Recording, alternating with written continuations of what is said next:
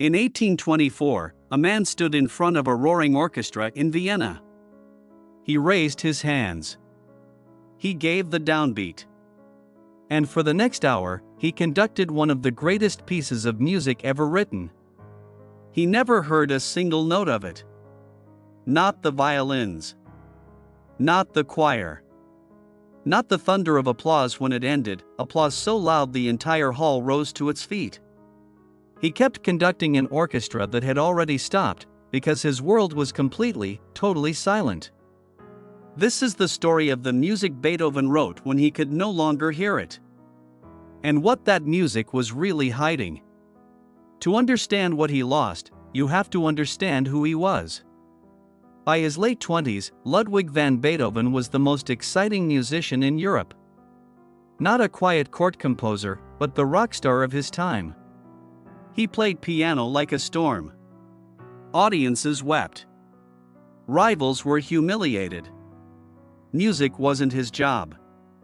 It was his hearing made visible, the one sense a musician cannot live without. And that was the sense that began to disappear.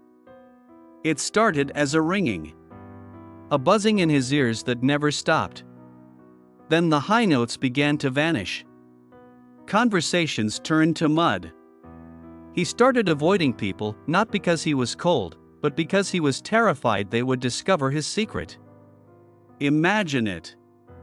The greatest years in Europe, slowly going dark. And he told no one. In 1802, he left the city for a quiet village called Heiligenstadt. And there, alone, he sat down and wrote a letter to his brothers. It has survived. We can still read it today. And it is one of the most heartbreaking documents in human history. He wrote, "For me there can be no relaxation in human company, no refined conversations. I must live almost alone, like one who has been banished." And then he wrote the line that tells you how close he came to the edge. "I would have ended my life. Only one thing held me back, my art. It seemed impossible to leave the world before I had produced all that I felt called upon to produce." Read that again. The only thing that kept Beethoven alive was the music he had not yet written. He did not end his life. He made a different choice, maybe the bravest choice in all of music. If he could not hear the world, he would write from inside himself. He sawed the legs off his piano so it sat on the floor, pressed his body to the wood, and felt the vibrations through the bones in his skull. He wasn't hearing music anymore. He was feeling it.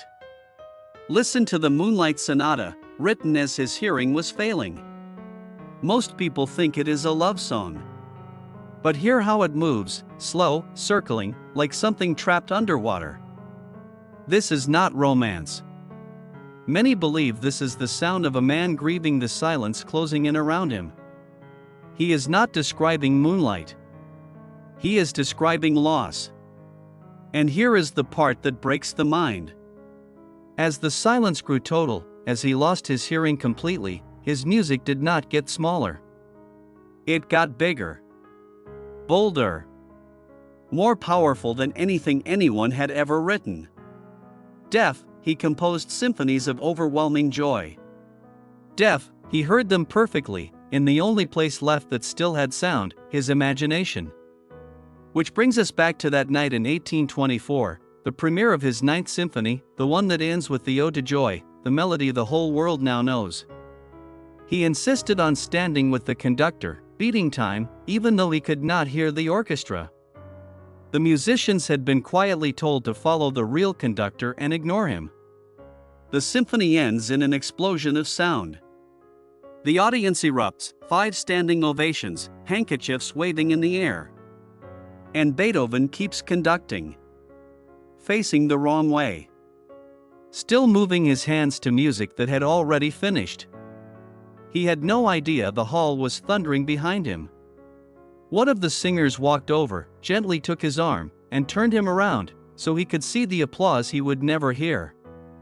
He stood there, staring at a sea of people weeping and cheering for a sound that, to him, did not exist. So what was Beethoven's music really hiding? Not sadness. the opposite. Every triumphant chord, every soaring melody he wrote in total silence was an act of defiance.